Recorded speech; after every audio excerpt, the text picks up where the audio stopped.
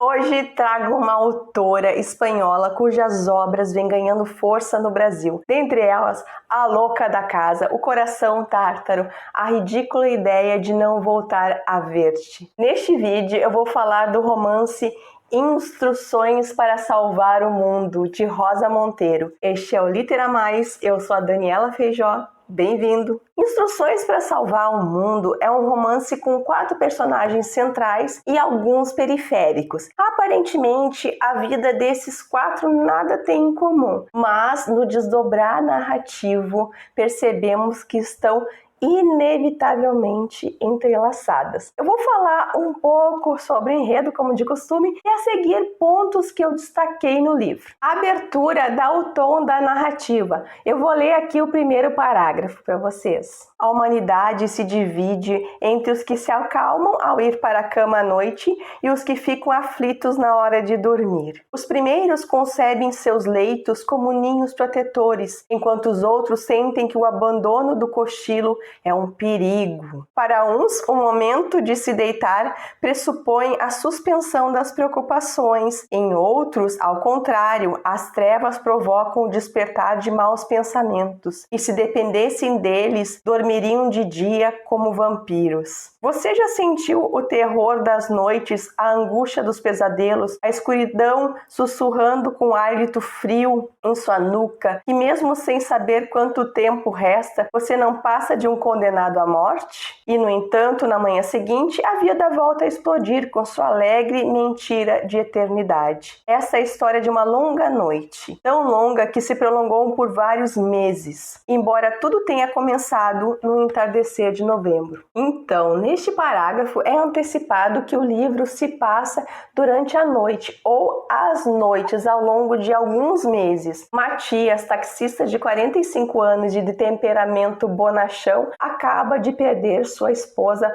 por uma longa doença e a partir daí tentará elaborar esse luto da forma que ele conseguia, inclusive abarcando mudanças bruscas em seu comportamento. Rita, a esposa, era sua família e agora Matias não sabe o que fazer. Pensamentos sobre a fragilidade da vida passam a povoar sua mente, além de certa confusão mental, chegando a pensar que as placas de trânsito lhe falavam. O Matias, ele troca o trabalho diurno pelo noturno, especialmente para não ser visto e abordado pelos antigos colegas de profissão. O casamento dele era longo e feliz, por isso também a dificuldade de elaborar aquela dor. Além da tristeza, o Matias ele sofre rancor pelos médicos que se recusavam a aplicar morfina para acalmar as dores nos minutos finais da sua Rita. E talvez eles tivessem feito um diagnóstico tardio, e se fosse isso que teria acabado com a vida de Rita, né? Então eram ideias que lhe martelavam a mente. Na pausa da madrugada, o Matias tomava café no Oasis, que é um bar que costeava a rodovia em uma das vias de acesso a Madrid. Nesse bar ele conhece Cérebro, uma ex-cientista alcoolista e que ativava algumas lembranças difíceis no Matias. O Cérebro é uma senhora de mais de 70 anos, um tanto ranzinza e calada, e é Matias, ou melhor, assim, a dor do Matias que irá conectá-los. A Cérebro, quando finalmente decide falar, conta histórias maravilhosas, né, da ciência, que parecem ficção, mas são verdadeiras. Próximo ao bar, esse Oasis, também ficava um prostíbulo de luxo madrilhenho, onde trabalhava, né, uma bela e jovem prostituta de Serra Leoa, fugida das mãos de guerrilheiros, chamada Fátima, que às vezes aparece ali no bar, no Oasis, quando tem um intervalo de trabalho. O Matias, ele percebe os maus tratos que a moça recebe do cafetão, tá na pele dela, né? Então começa a se preocupar com ela. E no lado oposto da cidade, temos 3 personagens, né? No lado oposto, o 4º personagem aparece. Na Madrid luxuosa, um médico chamado Daniel vive um casamento frustrante e um trabalho sem emoção, e se ele se refugia à noite em jogos de realidade virtual. Ele descobre o jogo de realidade virtual, e especificamente o Second Life, e ali aparentemente ele vive a vida que gostaria de viver. É bem interessante como a leitura nos coloca ali no Second Life, tem diálogos ali, né, tem uma história dentro dessa vida fictícia do Daniel, assim, assim, que a gente fica pensando, né, que é a realidade de muitas pessoas e uma realidade de bastante solidão. A vida de Matias, o Cérebro, Fátima e Daniel, ela se conecta de uma maneira cotidiana, assim, porém assim, engenhosa. E nós, leitores, somos convidados a pensar o que é que salvar o mundo tem a ver com essas histórias. Então, chegamos à parte 2 do vídeo, dos pontos que eu destaquei na leitura, e atenção agora que tem spoilers, né? Não quero contar todo o enredo, porque senão vai perder a graça da leitura para vocês. Então, a capa, ela pode até sugerir um manual de sobrevivência, mas a palavra salvar não tem nada assim desse sentido moral, em essência. A escrita da Rosa Monteiro, ela é rápida, a linguagem é cristalina e sem exageros emocionais, e sinceramente, pessoal, houve situações de um absurdo quase cômico, às vezes cômico também, que me senti assim, vendo um filme do Almodóvar, um filme assim mais antiguinho lá, final da década de 80, de 90, tipo Mulheres à beira de um ataque de nervos, com a Carmen Maura lá dizendo Gaspacho para todos, então, que é o Gaspacho mais famoso do cinema. Então, me senti realmente assim, às vezes parecia que eu estava numa realidade ficcional do cinema, e do cinema específico de Almodóvar.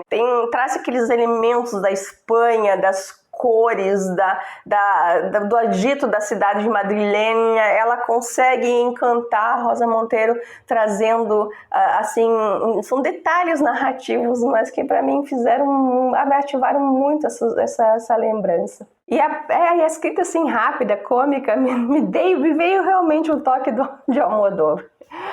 Pode ser uma perspectiva muito pessoal, mas ficou isso aí em mim. Então, existem perspectivas para as vidas apresentadas, no entanto, cabe ao leitor fazer as suas escolhas. Não há conselhos, há vidas e opções de viver a cada instante. Então, os personagens estão inseridos ali no anos 2000 e as preocupações como aquecimento global, insegurança e terrorismo passam pelas suas existências, além da batalha da sobrevivência cotidiana, como é o caso ali de Fátima e do próprio taxista ali. A jornada de Matias é uma jornada de alma do caminho do sofrimento, redenção possível. E nem tudo é solidão e noite da alma, a gente fica com essa impressão ali. A Cérebro, por sua vez, teve de uma maneira própria de lidar com o fracasso, né? O fracasso dela ali na universidade. E ela mesma se surpreende com o que ela é capaz de fazer pela sua vida em dado trecho do livro. Isso aqui reforça uma dignidade em viver. O Daniel, o médico, era a promessa de sonhos, mas prostrou-se assim ao longo do caminho e quer mudança. E a gente fica, será mesmo que ele quer? Será que ele vai mudar?